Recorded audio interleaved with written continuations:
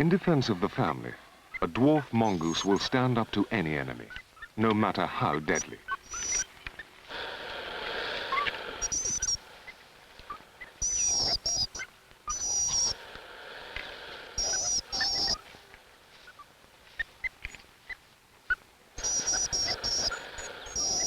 Dwarf mongooses have the most highly organized society known among the small mammals. Every band is a single extended family run by a female, whom scientists have dubbed the alpha female. She and a senior male, known as the alpha male, are the parents of all the family's young.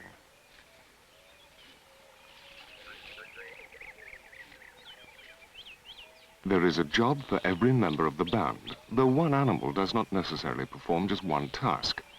Babysitters must stay with the young while the band is out foraging. Lookouts must keep watch for predators. Soldiers must confront attackers.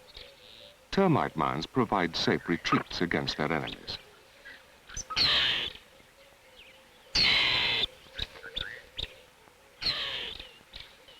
It's a tawny eagle.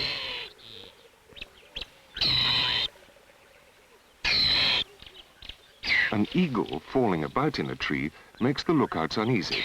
Its unusual behavior demands his attention, but he must still keep watch all round. Pale chanting goshawks mate for life. They are the main enemy of the mongooses. On a mound, the dwarfs are safe, so long as they see the hawk in time.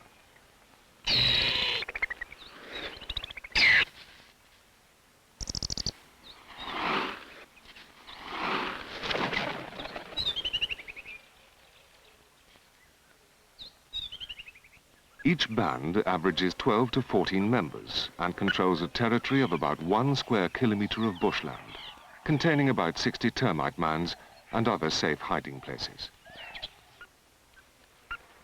The mongooses cannot always see one another in the high grass, so they keep in touch vocally with a complex language of 18 distinct calls. Different frequencies of the contact call identify each individual. If one goes astray, volume is increased to guide him back. The lookout must watch most carefully in the opposite direction to that taken by the band. He can't join them until another advanced lookout has taken over, this time with a youngster who is learning the job. Now he must join the band quickly. Alone, with his rear unguarded, this is the most dangerous time for a dwarf mongoose.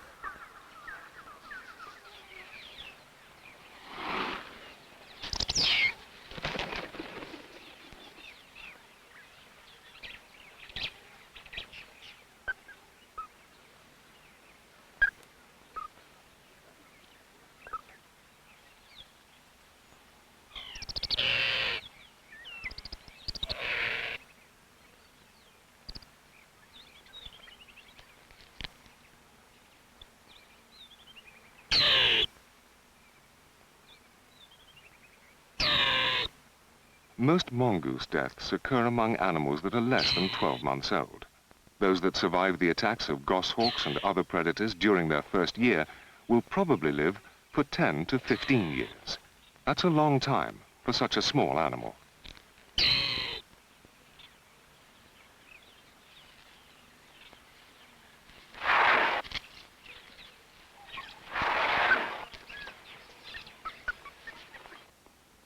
The alpha pair, only they may raise young, usually 1 litter of 4 each year.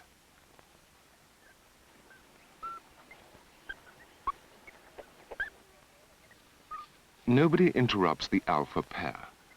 The young will be born in 56 days, their birth timed to the expected arrival of the rains and the consequent increase in food supply.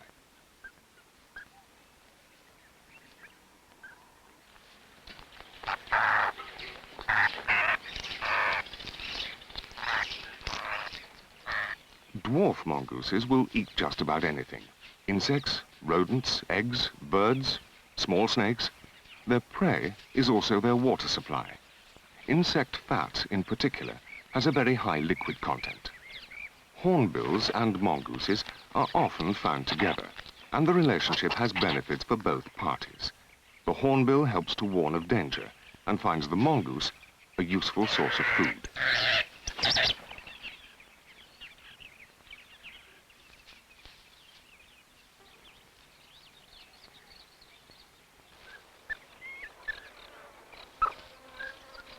Spiders of all kinds are eaten by dwarf mongooses, and by hornbills too.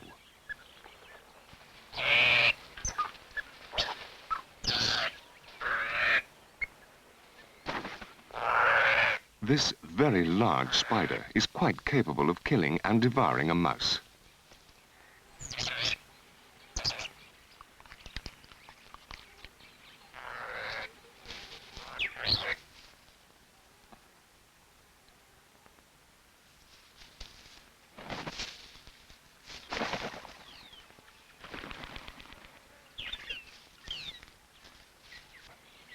The alpha female is near her time and must find a place in which to have her young.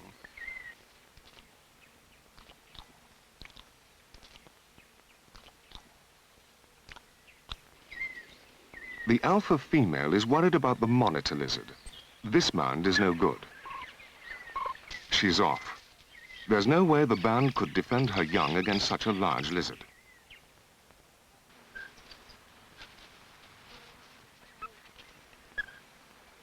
The alpha female has finally chosen a small mound, well protected from aerial attack.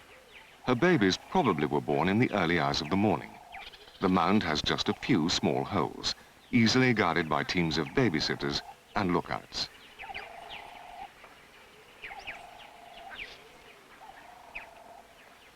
While the males stand guard above, a female looks after the babies below. There are 4 of them, each 10 centimeters long, born hairless with eyes which will not open for 11 days. There is no nest because tomorrow the band will more than likely move on again, carrying the babies with them.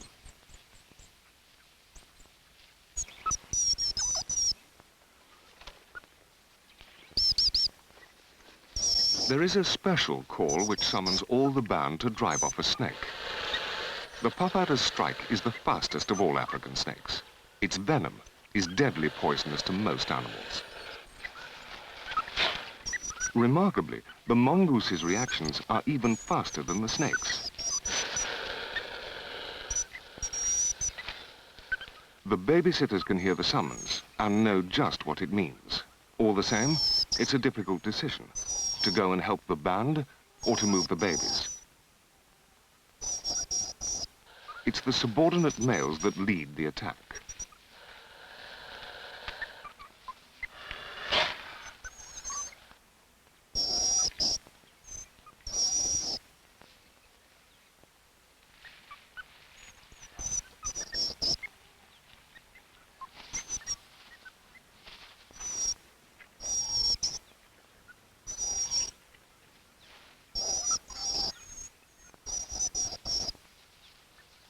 While the babies are carried to safety, the rest of the band engage the snake, and the alpha pair start thread scratching and cheek marking, expressing their high excitement before joining the fray.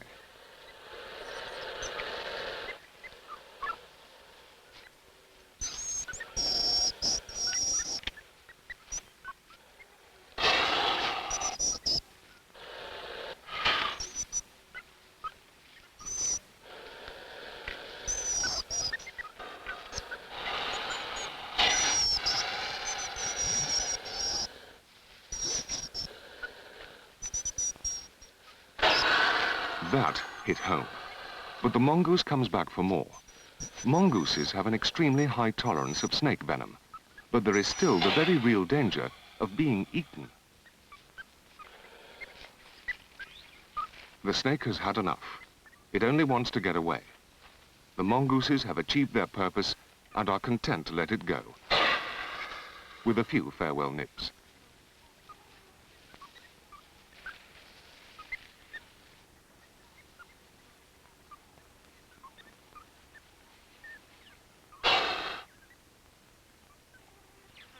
The first week has passed, with the entire band working for the survival of their young brothers and sisters. The babysitters and lookouts can never relax. One mistake, one wrong judgment from any member of the band could cost the babies their lives. He who catches consumes, if he can hang on to it long enough. Mice are about the largest prey that a dwarf mongoose can tackle, and they are killed with one bite. But even a mouse is not shared.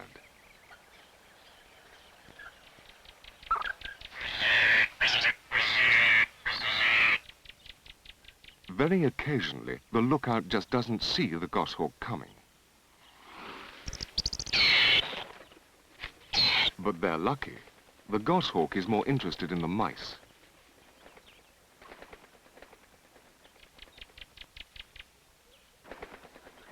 Once the goshawk is on the ground, the mongoose has the advantage.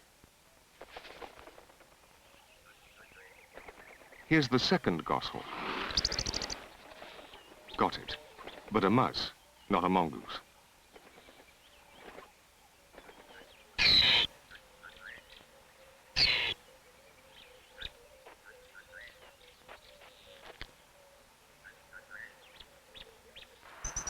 The babysitting teams are alone for many hours every day, and anything can happen during that time.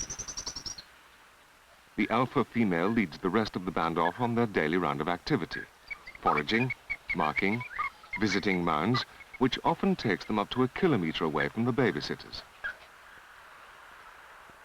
The alpha female leads her band in an excited marking session. The scent says the mound belongs to her band and will last for about 30 days, the same time it normally takes a band to work its way around its territory. The animals leave their marks in order of rank, each contributing to the distinctive communal scent of the band.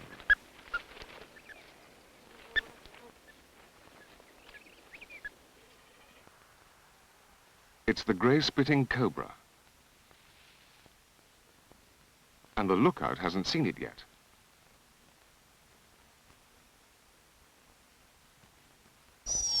Now he has. Hearing the summons, the band rushes back to the babysitters. Snakes are the only predators that can reach the babies inside the mound. They must move the babies now.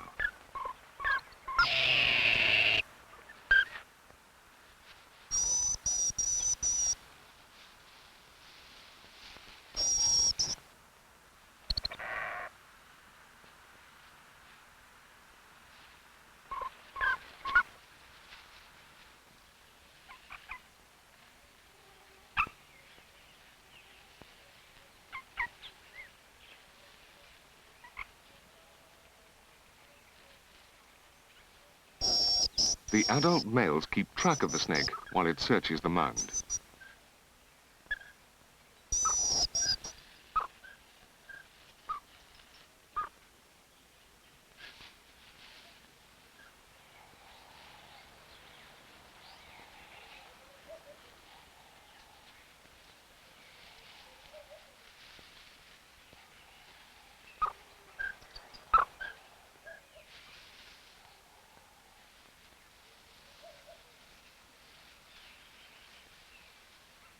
In the confusion, a babysitter loses contact with the band.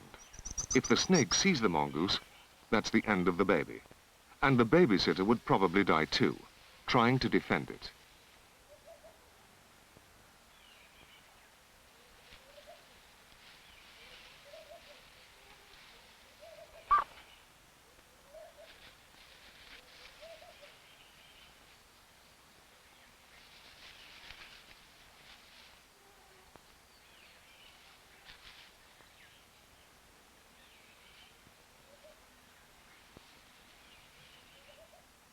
It's passed by.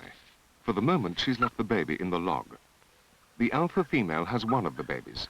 The other two, and the snake, are nowhere to be seen.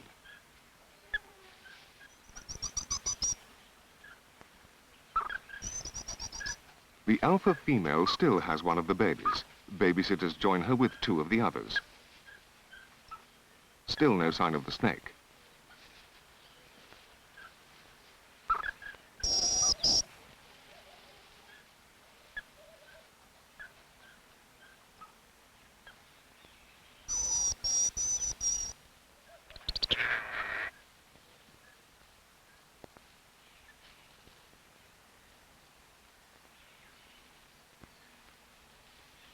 The cobra is following the mongoose by scent.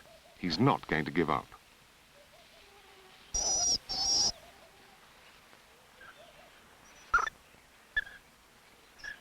Abruptly, the alpha male and some soldiers turn back.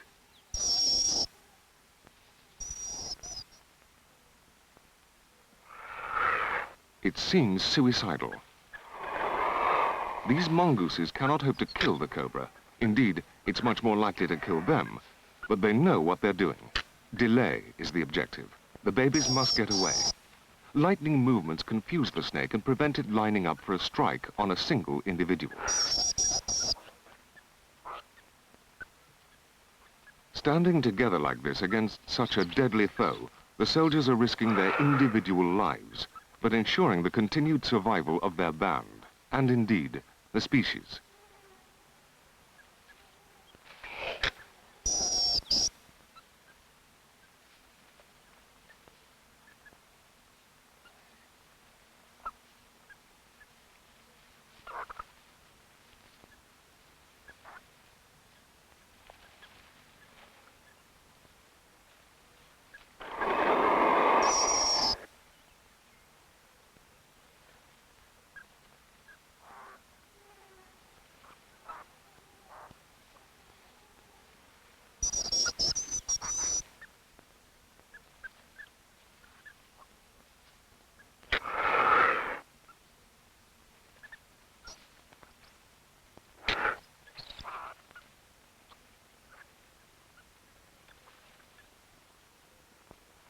The cobra has had enough.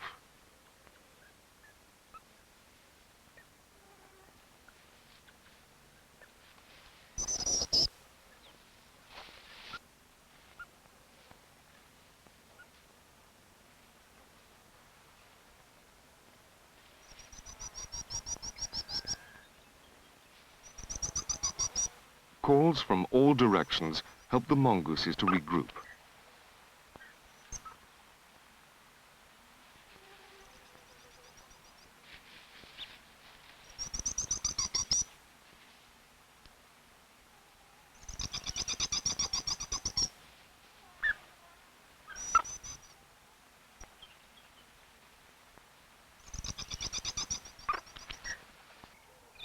Some mongooses go out and position themselves where they can be easily seen, acting as visual markers for those still lost.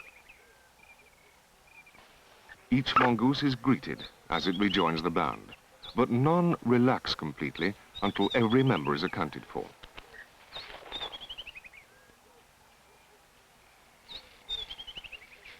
After such a harrowing experience, the lookouts remain alert until last light.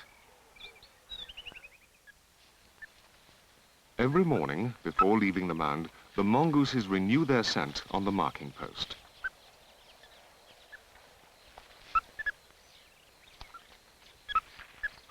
From the moment the babies can move about on their own, they show keen interest in the marking ceremonies.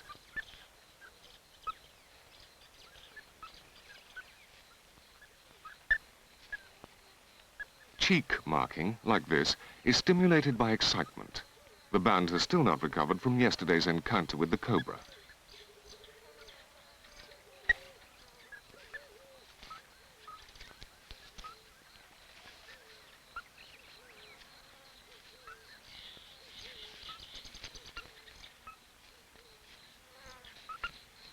As always, no one travels any distance from the mound before the alpha female gives the signal. Then all must follow her. This team of babysitters will be on duty until the band returns around midday. Then another team will take over for the afternoon shift. They're going to be quite busy until then.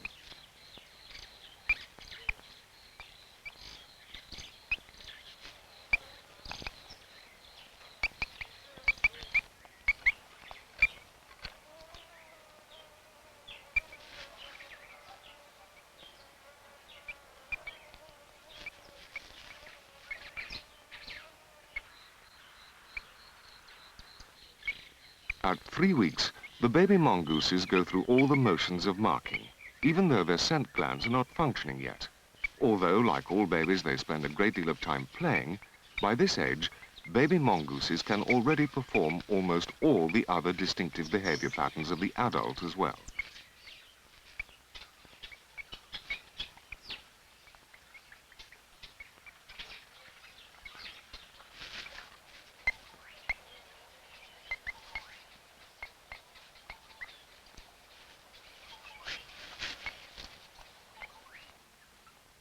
The babies are already learning to identify calls.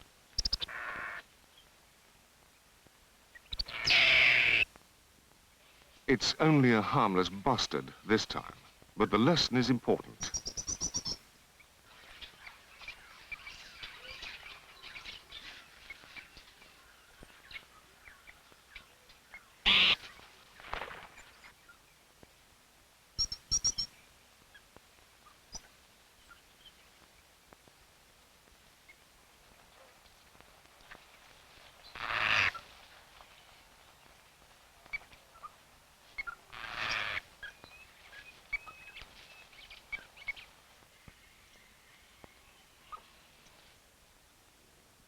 The mongooses sleep in the cooling vents of the mound, which are quite separate from the passages most frequently used by the termites.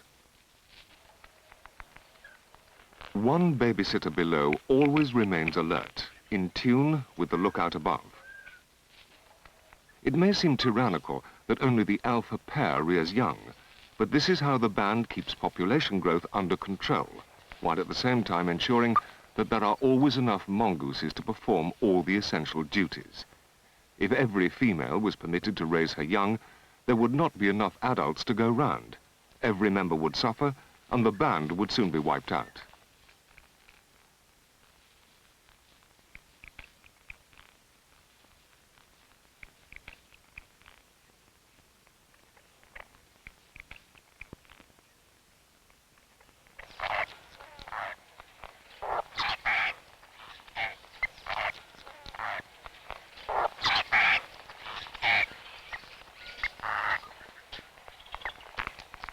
The babies have first rights to food caught by any member of the band, and they exercise that right with a vengeance.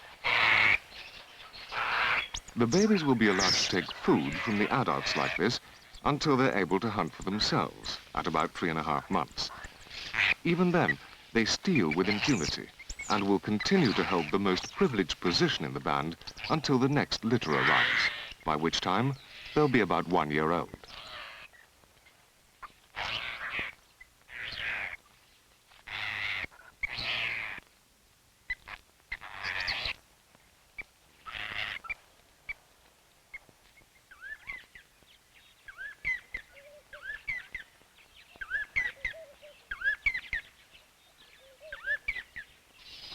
At 4 weeks, the babies are keen to move out on their own, beyond the confines of the mound. The quelea is a small bird which arrives suddenly in large flocks and builds thousands of nests. The mound is literally surrounded by birds. The band sets out as usual, leaving the babysitters forcibly holding back the 4 youngsters.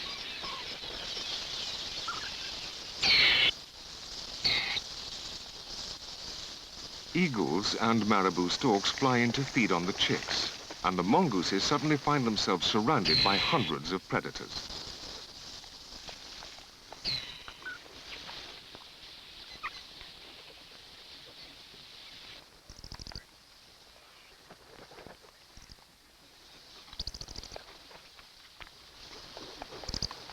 This baby is asking for trouble.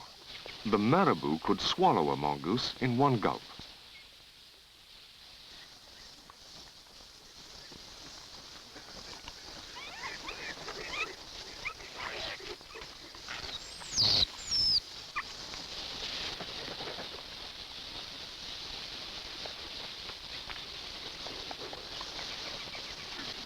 Two of the band managed to get back to the mound.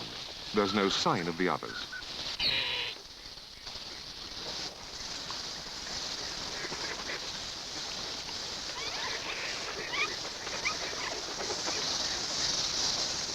The mongooses in the mound may be frightened, but they're safe.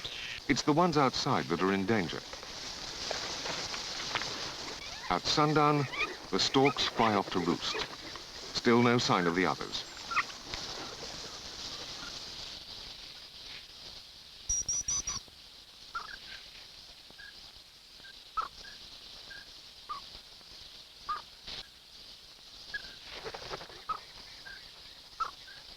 It's only after the last marabou has left that the rest of the band return. They must have been pinned down in some hiding place for the whole day, but they all managed to make it back.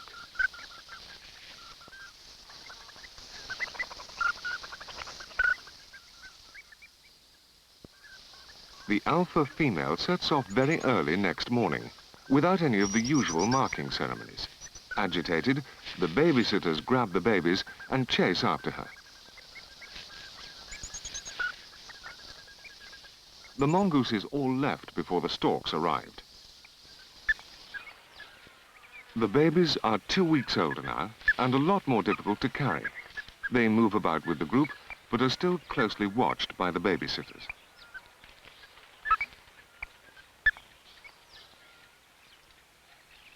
Now they are learning about the wider world, exploring, and even more keen to add their scent to the band's marking posts around the territory. Scent means belonging. Each mongoose makes a distinctive contribution to the band's communal scent, and as the youngsters' glands develop, it is important that they add their scent too.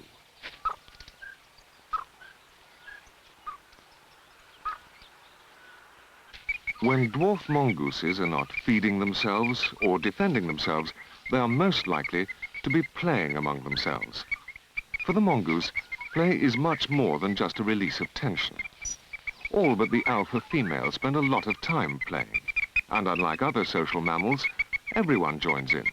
Even the oldest plays just as actively as the young ones.